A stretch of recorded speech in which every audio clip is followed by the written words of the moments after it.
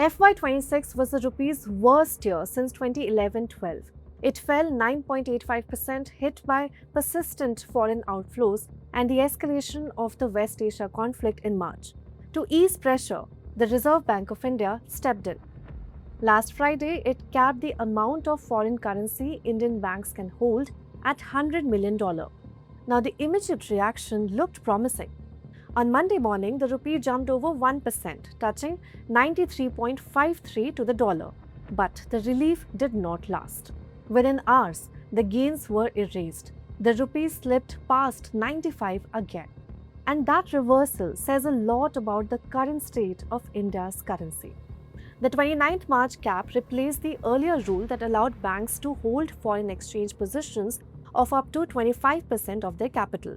Now, the intent was clear: force banks to sell dollars, increase supply, and give the rupee some breathing space. But this was not the RBI's first intervention. In the 3 weeks leading up to this, it had already sold $15 billion from its reserves and built up nearly $100 billion in forward positions. Now, the cap triggered a sharp reaction. Banks rushed to offload dollars at the open, pushing the rupee up to 93.53. But demand quickly returned. Importers stepped in to buy dollars. Corporates exploited arbitrage between onshore and offshore markets. The rupee reversed, breaching 95 and eventually closed FY26 at 94.81. As Barclays noted, the intervention did not really address the underlying drivers of rupee weakness, and those pressures resurfaced almost immediately. Three forces continue to weigh on the currency. First is oil. Brent crude is hovering around $115 per barrel. India imports more than 85% of its oil, so higher prices mean stronger dollar demand. The second is capital outflows. Foreign investors are pulling money out of both equity and debt markets, weakening the capital account and the rupee.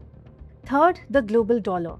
The US dollar remains really strong, putting pressure on emerging market currencies, including the rupee. Now, add to this aggressive dollar buying by importers and limited selling by exporters, and the imbalance becomes really clear. Now, experts say the cap may have actually created fresh distortions.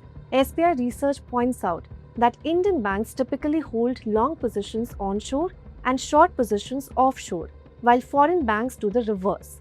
When both sides began unwinding simultaneously, liquidity strains emerged.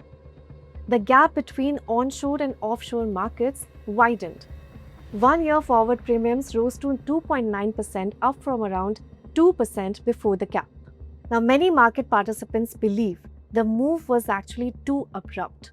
A more gradual rollout may have reduced disruption. Follow for more stories.